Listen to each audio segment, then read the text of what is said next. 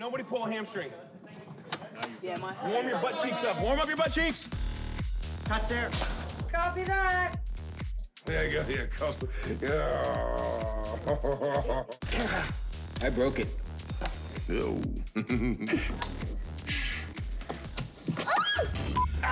No problem. You had it. All right, here we go. The thing about time travel. I can't believe I made a whole movie with this thing on.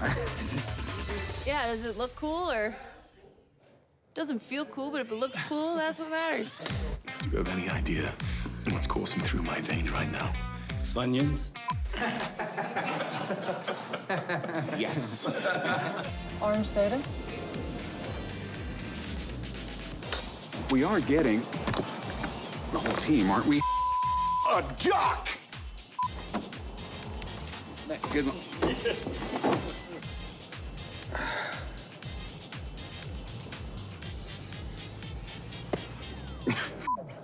See what I have to deal with here? 10 years of this.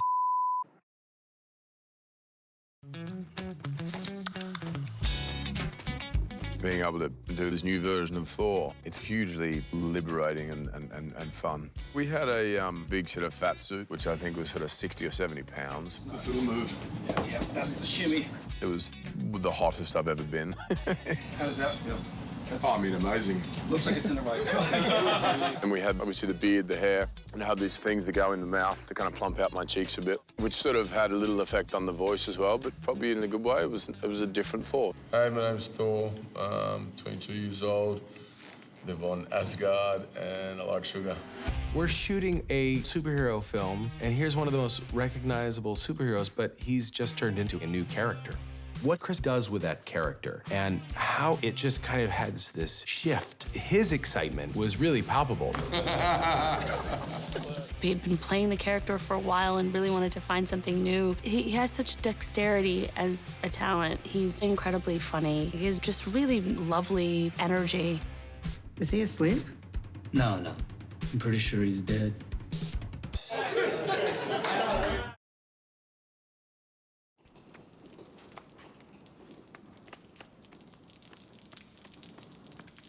All clear. Which way? Oh, you say something? I said I want to claw my eyes out. But unfortunately, it wouldn't do any good because I already saw the awfulness. Will you focus? I'm focused. This pretty place is about to get uglified real quick by a bunch of freaking elves. Did you know that I saw all these people die? So this is a little bit difficult for me, okay? So why don't you reach down deep inside and try and find a small ounce of humanity? Just give me the thingy. Just give me the thing. Just give me the thing. I didn't even want to come here. Living all these repressed memories. God, get it together. Just go. You're embarrassing. All right, which way? You don't know? You used to frickin' live here. For 1,500 years, not forever. That way, I think. Yeah, maybe. We are dead. We are so dead.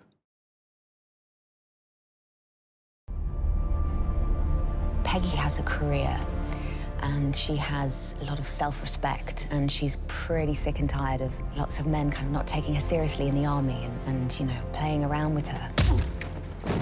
I think Peggy relates to someone really fighting for what they believe in and really having to struggle all the time to prove themselves. And she, being the only woman in this environment, knows exactly what that feels like.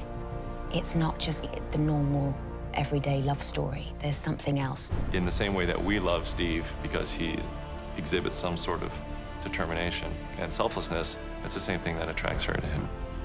Steve learned a lot from Peggy Carter. If you go back and look at the first Avenger, that is the essential relationship that I think turned him into who he is today. It turned him into Captain America. Her sense of integrity, her call to action are all qualities that have been ingrained in Steve and are his best qualities. And they come from example from Peggy. And so I think it was critical that her character embodied those essential qualities because he wouldn't be who he is without them. I'm gonna need a rain check on that dance. A week next Saturday at the Stalk Club.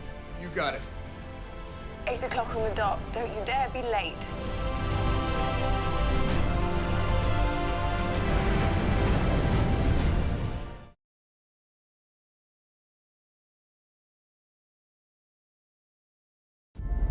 I actually think that in some weird, and it is a very emotional thing, but some weird, twisted up, fateful way, this character who, you know, has searched her whole life for a purpose actually finds her purpose. And it's like this amazing, super emotional, beautiful thing.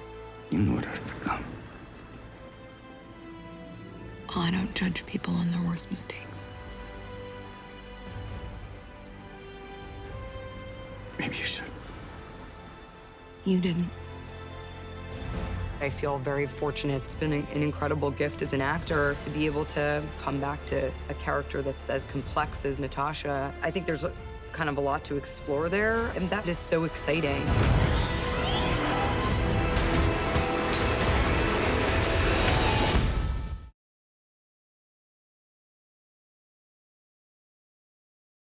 Robert has a whole career of great work behind him, and he was at a point in his life and his career where he was ready to break out and do something really big and exciting. John was in love with the idea of Downey playing the part, and we all felt so sure about him on a creative level. Because he wasn't instantly a slam dunk approval, I suggested we have screen tests. I remember walking in with Robert Downey Jr. the day of the tests. He was laughing and in great spirits and completely at ease, and he got in front of the camera and started saying the lines. I assure you the day weapons are no longer needed to keep the peace cell happily transist to manufacturing bricks and beams for baby hospitals, making hemp pants and the like, but until that time, can I get you a drink? I don't want to call it an out-of-body experience, but it was one of those rushes that I'm sure like somebody would feel if they're about to play a big sporting arena, playing for the ring or something like that. It was just like, am I gonna pass out or am I gonna nail this? On that day that Robert screen tested, it was clear that there was no one else who can play that part. It was magic. It was exactly the feeling as a casting director with Kevin, with John, with everyone, that we all wanted to have that feeling like we have it. This is it. This is Iron Man.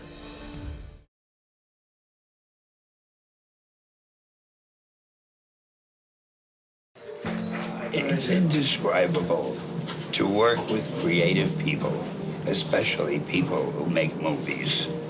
It is such a thrill. You know, it's overwhelming when I think about it. And I keep saying to myself, I can't believe this is me. I can't believe I lucked out this way. Let's give it up for Stan Lee, guys. Woo-hoo, yeah! 5 lousy words they gave me to say. Thanks so much. You're a great director. It's something you never forget. And thank you for all of this, and I hope that I didn't set interviewing back a few decades. Okay. I'll see you later. Thank you. Appreciate it. I remember every cameo I've done since the first one. And I think I'm a very lucky guy.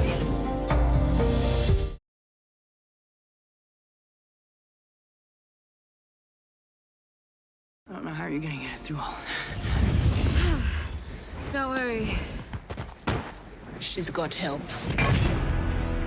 It was really beautiful to feel this sort of Marvel sisterhood, you know, and we're all coming from so many different films that we all came together. It's kind of like, I see what you do. I know your powers. Okay, show me what you got. And then we just clicked. And we were just like cheering each other on.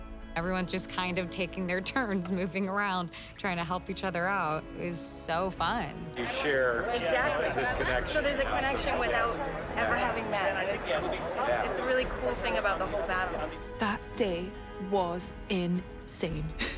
We were all in it together, and it felt electric. It was really, really cool.